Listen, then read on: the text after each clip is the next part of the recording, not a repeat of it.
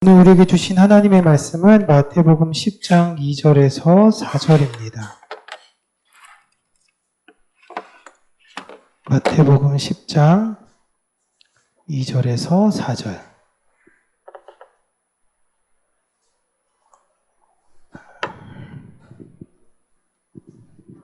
우리 함께 읽도록 하겠습니다. 12 사도의 이름은 이러하니 베드로라 하는 시몬을 비롯하여 그의 형제 안드레와 세베대의 아들 야고보와 그의 형제 요한, 빌립과 바돌로메, 도마와 세리 마테, 알페오의 아들 야고보와 다데오, 가나나인 시몬 및 가롯 유다 곧 예수를 판자라. 아멘. 오늘 성경 제목은 알페오라는 제목이죠. 오늘 성경 3절에 나오는 야고보 아버지를 우리가 함께 이 시간에 나누어 보려고 합니다. 예수님 제자 중에 야고보의 이름이 2명이죠. 우리가 익히 알고 있는 야고보는 세베대의 아들 야고보입니다. 또 다른 한 명의 야고보는 알페오의 아들인 야고보가 있습니다. 오늘 함께 나눌 사람은 두 번째 야고보의 아버지인 알페오라는 인물인데요. 이 알페오에게는 알려진 아들이 3명이 있습니다. 한 명은 오늘 얘기하는 야고보고 다른 한 명은 누구냐면 야고보 옆에 있는 다데오. 그 다데오가 알페오의 아들이며 한 사람이 또 있는 게 그거는 알페오의 아들 이전에 이야기했던 세리인 레위 마테입니다. 그러니까 예수님 제자 12명 중에 무려 4분의 1, 3명이나 알페오의 아들이 제자였던 거예요. 그런데 이 알페오라는 이름의 뜻은 히브리 이름이 아닙니다. 이거는 헬라식, 그리스식 이름이에요. 그의 본명은 글로바라는 사람입니다. 바울도 여러분 헬라식 이름이죠. 바울의 원래 이름이 뭐죠? 그죠. 바울의 원래 이름은 히브리식 사울입니다. 어느 지파일까요? 베냐민 지파겠죠. 사울이 베냐민 지파였으니까 보통 그 지파의 이름을 따라서 일반적으로 땁니다. 바울도 그런데 이방의 사명을 받은 이후로 이제는 사울로 불리는 게 아닌 여러분들이 알 수 있는 로마식 이름인 파울로스로 저를 불러주세요. 그걸 우리로 번역할 땐 바울로 번역했던 것입니다. 이 알페오란 이름도 어떠한 계기가 있어서 이 사람의 원래 이름은 글로바였는데 알페오라고 불리우기를 원했던 것이죠. 요한복음 19장 25절의 내용을 보시면 이 글로바의 아내가 나와 있습니다. 예수의 십자가 곁에는 그 어머니와 이모와 글로바의 아내 마리아와 막달라 마리아가 섰는지라. 어머니와 이모와 글로바의 아내 마리아. 지금 예수님 십자가 아래에 마리아가 몇 분 계시는 거예요? 3분 엄마도 마리아예요. 엄마도 마리아고, 그 다음에 글로바의 아내도 마리아고, 막달라에 사는 마리아. 3 마리아가 있습니다. 이 당시에 마리아라는 이름이 얼마나 흔했는지를 우리가 알 수가 있는 것이죠. 왜 이랬냐? 당시엔 여러분 여자는 사실상 사람으로 계수하지 않았어요. 여자에게 있어서는 이름이 그렇게 중요하지가 않습니다. 그렇기 때문에 다 비슷비슷한 이름이었던 거예요. 이 중에 이 글로바의 아내 마리아, 이 글로바가 바로 누구냐? 알페오인 것입니다. 근데 이 알페오는 예수님이랑 어떠한 관계냐? 이 요한복음 19장도 되게 이상한데 여기서 이모가 어머니와 이모인데 이모가 요한의 엄마거든요. 그런데 글로바의 아내인 마리아도 사실상 이모예요. 그러니까 사실 다 친척인데 자기 엄마만 이모라고 쓰고 그분은 글로바의 아내 마리아. 이건 굉장히 중요한 게 뭐냐면요. 그분을 지칭할 땐 내 혈통보다 그분의 남편이 누구였는지가 중요했던 거예요. 글로바라는 사람의 아내야 라는 거죠. 여러분, 예전엔 백종원 씨와 소유진 씨가 결혼할 땐 백종원 씨가 별로 안 유명했어요, 처음에. 그래서 백종원 씨를 뭐라고 불렀냐면 소유진의 남편. 지금은 소유진 씨를 백종원의 아내 이렇게 부르. 이게 그거예요. 이게 주께서 제가 조금이라도 크게 얘기하시면 막으시는 거. 흥분하지 말라. 네. 네. 알페오는 여러분 예수님의 이모부예요. 이모부. 그러니까 보시면 알겠지만 예수님의 제자들은 주로 예수님과 모계와 연계된 사람들이라는 걸 우리는 이해할 수 있습니다. 세베대도 이모부예요. 글로바도 이모부예요. 예수님의 제자를 보세요. 세베대의 아들 둘, 알페오의 아들 셋. 12명 중 무려 5명이나 친척관계. 야, 이건 너무 낙하산 아닌가요? 누가 너무 냄새나잖아요, 예수님의. 그러니까 예수님의 제자 중 상당수 가족으로 이루어진 관계라는 것을 우리는 알 수 있습니다. 근데 우리가 예전에도 얘기했듯이 이 알페오라는 분에 있어, 그 가정에 있어서 가장 힘든 것이 하나 있었습니다. 여러분, 알페오의 집안은 어느 지파였을까요?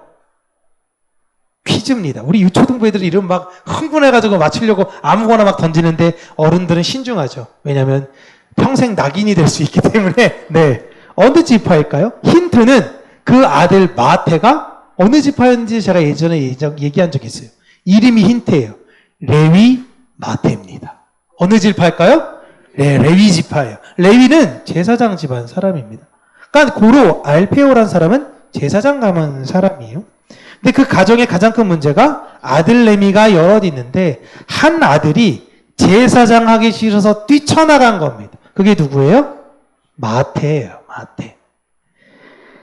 그 사람 마태는 이 세상에서 성공하고 부유하고 잘나는 사람으로 살고 싶었습니다. 그는 제사장으로서 다른 이들이 때에 따라서 제공하는 것을 먹으면서 사는 삶보다도 내가 능동적으로 돈을 벌고 성공하는 야망이 있었던 사람이에요. 근데 머리는 비상하고 총명하기 때문에 가장 돈을 빠르고 잘 벌 수 있는 직업인 세리를 그가 선택한 것입니다. 제사장이 세리가 됐다라고 생각해 보세요. 목사가 친일파가 된 겁니다. 엄청난 거예요, 이게. 손가락질도 보통 손가락질 하는 게 아닌 거죠. 그 모습의 제사장이자 아버지인 알페오는 무척이나 괴로웠을 것입니다. 주변에는 제사장 가문이 왜 저러는 거야? 라며 더 손가락질 받는 형국이었을 거예요. 그런데 어느 날 세상 좋다고 뛰쳐나갔던 내 아들이 어떤 한 사람을 따르기로 결정하며 자신의 모든 과거의 삶을 버리기로 결정했다라는 겁니다. 이게 엄청 놀라운 거죠. 그는 예수라는 당시의 유명한 인물을 따라가며 특별히 더 놀라운 건 마태가 예수를 따라가겠노라라고 한 게 아니라 예수께서 이 마태를 찾아와 직접 그를 부르셨다라는 것입니다. 자신이 그토록 설득하려고 해도 세상을 소망 삼아 살았던 자신의 아들의 변화를 목도한 글로바는 그 뒤로 자신의 이름을 글로바가 아닌, 글로바의 뜻은 여러분 유명한 아버지입니다. 유명한 아버지. 나는 이제 글로바가 아닙니다. 저의 이름은 변화되었다. 알페오라고 불러주시기를 바랍니다. 라며 바랍니다. 그 뒤로 야고보는 변화된 글로바의 아들인 알페오의 아들로 불리우게 되었던 거예요. 그런데 이제 분명히 아들이 제가 3명 있다 그랬죠? 마태, 야고보, 다데오. 이들이 있었는데 유독 이 셋 중에서 야고보만 알페오의 아들이라고 왜 불렀을까요? 왜? 아버지를 가장 많이 닮은 이가 바로 이 야고보였기 때문이에요. 참 아빠를 많이 닮았어. 넌 누가 봐도 아버지의 그 사상과 생각을 이어받은 너를 보면 알페오가 보여. 알페오의 아들인 야고보야. 그런데 여러분 알페오도 그렇지만 이 야고보는요. 성경 어디에도 의미 있는 기록이 없습니다. 우리 오늘 예수님의 12제자 쭉 이야기해봤죠. 빌립 나옵니다. 사건, 오병이어 사건 막 계산하기도 하고요. 바돌로메 누구죠? 나다나엘이에요. 처음에 요한복음 처음에 나옵니다. 도마 다 아시죠? 마태 알고 있습니다. 근데 그 뒤에 이제 등등등등 나오는 거예요. 등등등. 잘 알려지지 않는 분들이 나와요. 예수님의 12제자 중에 가장 존재감이 없어 보입니다. 시몬을 표시할 때는 열심당 시몬 이렇게 이야기를 하기도 하죠. 아, 이 사람 진짜 열정적인구나. 야고보는 어떤 사람이야? 그러니까 아빠를 닮은 사람이야. 그러니까 아빠는 뭔데? 성경에 안 나왔어. 이거예요. 그러나 이 야고보라는 사람은 항상 모임 가운데 빠지지 않고 언제나 뒤에서 공동체를 섬겼던 사람이었습니다. 그런 야고보는 그의 아버지인 알페오를 가장 닮은 사람이었어요. 고로 알페오라는 사람은 뒤에서 가장 다른 사람들을 서포트하고 도와줬던 인물이라는 걸 우리는 유추해 볼 수 있죠. 여러분, 많은 사람들이 성경을 이름을 지을 때 내 아들의 이름을 무엇으로 지을까? 제 이름도 바울입니다. 제가 이제 신학대학원 가면요. 거기 다 성경 인물들 다 투성입니다. 김모세 전도사님, 윤요셉 전도사, 거기 다 성경 인물들이에요. 바울 몇 명씩 있고, 요셉, 요한 몇 명씩 막 있습니다. 특이한 이름인 분들도 많아요. 할렐루이십니다. 이렇게 녹음이 되는데 좀 죄송하지만, 최할렐루까지예요. 그분의 성함이, 전도사님. 그러니까 누가 부를 때는 할렐루야 이렇게 불러가지고 할렐루. 제 사촌 동생 이름도 성이 임씨예요. 우리 권사님이니까 이름은 마누엘.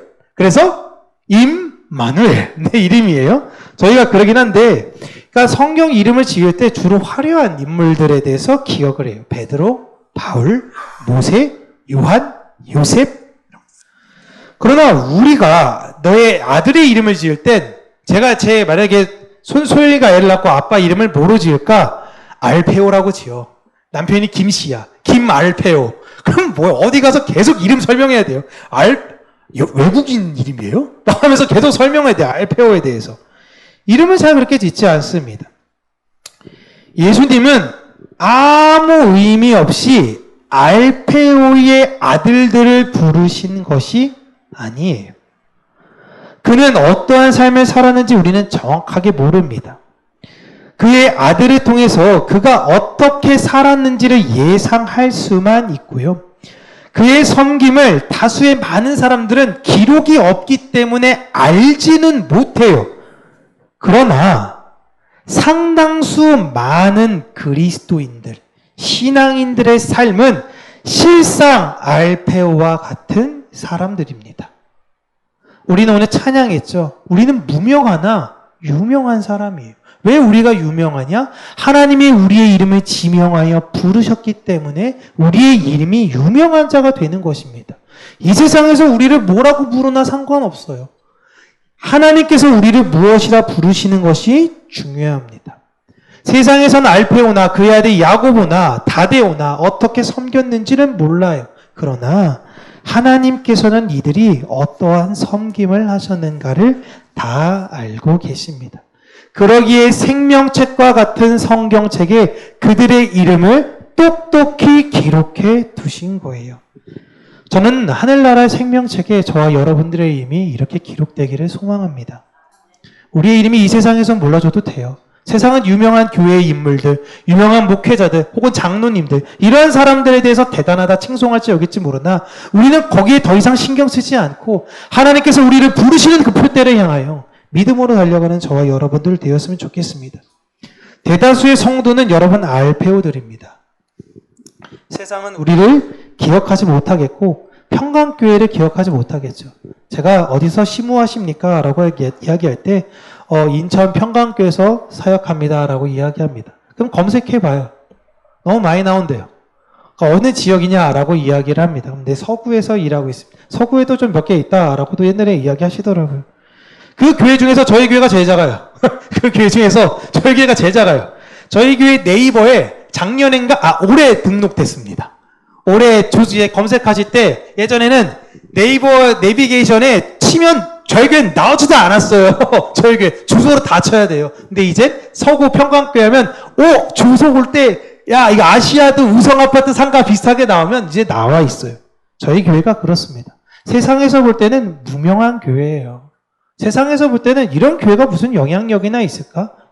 오늘 밤 이후에 있을 싸이의 저 콘서트가 이 세상에서 훨씬 큰 영향력이 있겠죠. 모두가 저기를 부러워하지 지하에 있고 이젠 냄새까지 더 심한 우리를 부러워하지는 않습니다. 세상은 우리를 모를 거예요.